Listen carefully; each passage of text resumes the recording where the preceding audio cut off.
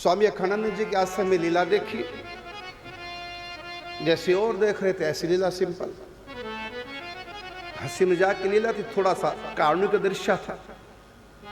जब एक कारुणिक दृश्य है, ठाकुर जी रो रहे थे, अपने ऊपर कोई असर नहीं हुआ, ऐसा कुछ सिंपल थे एकदम। फिर आ गए आश्रम। जब आश्रम आए, अब यहां रोना हमारा शुरू। ठाकुर जी रोते हुए दिखाई दे मन ही मन, इतनी करुणा उमड़ी, रोने लग गए। मैं भोजन ही नहीं किया। तो उस समय ठाकुर जी ने रोक रखा होगा कि अभी नहीं रोना। जो भी कारण रहा नहीं पता, वहां कोई असर इतना विशेष नहीं। लेकिन जब मैं आश्रम आया, वहां तो रो रो के मेरा बुरा हाल। वही ठाकुर जी का चेहरा रोने वाला दिखाई दे रहा है। हाय ठाकुर जी कैसे कल्प रहे थे कि मैया मारे मत, सौगंध खाता हूं आज के बाद कभी चोरी नहीं करूंगा। आश्रम के बगल में फतेह कृष्ण थे, उनकी लीला के ठाकुर जी थे। मैं 6 नंबर कमरे में रुका था। मेरे पास आ गए सिंपल से भेष में ठाकुर जी, और मुझको कहते हैं कि सीख लिया थाली घुमाना, सीख लिया थाली घुमाना। समझे नहीं आप इसका अर्थ? दरअसल उनकी लीला आश्रम में होती थी। वो ठाकुर जी उंगली पे थाली घुमाते थे। लाना थाली रखी। तो मैंने उन ठाकुर जी से पूछा, आप थाली उंगली पे चक्कर की तरह घुमाते हैं, ये कोई मंत्र बोलते हैं? मैं उस समय बच्चा ही था।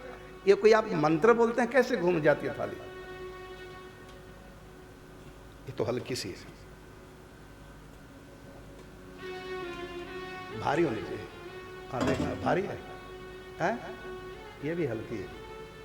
हाँ है तो हल्की सी, ऐसे करके जैसे ज्यादा हल्की है, भारी हो तब बोलेगी।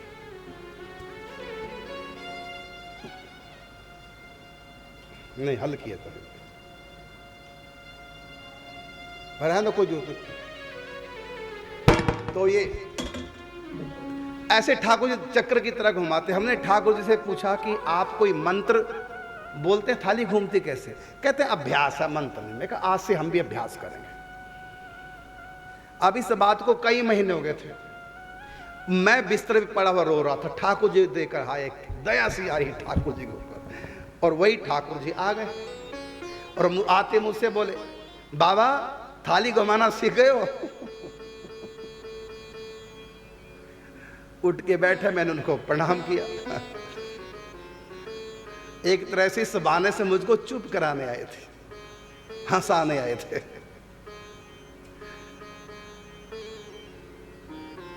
वहां गजब की बात, जहां ठाकुर जी रो रहे थे उस दृश्य को हम देख रहे थे। हम सिंपल थे, कोई असर ही नहीं। लेकिन जो ही आए आश्रम में, मैं कमरे में गया, वही रोता हुआ चेहरा, भोजन भी नहीं किया, चुप ही नहीं हो रहा। ठाकुर जी चुप कराने आए थे, हंसाने आए थे। मतलब आज भी ये लीलाएं चलती हैं। कितने संतों के अनुभव,